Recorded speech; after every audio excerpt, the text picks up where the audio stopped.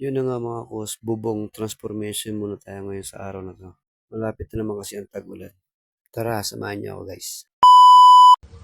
Matagal nang sira yung bubong namin kaya naisipan ko lang ayusin kasi magtatagulan na naman. Siyempre mahirap lagi yung tumutulong sa loob ng kwarto.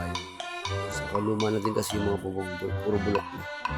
Kaya medyo sipag-sipag ng konti. Siyempre, tamang bara na lang, akala mo napakadali. Bali yung kinabit ko nga pala ni Hero second hand lang. Galing sumipat, diba? Sure din yun, guys.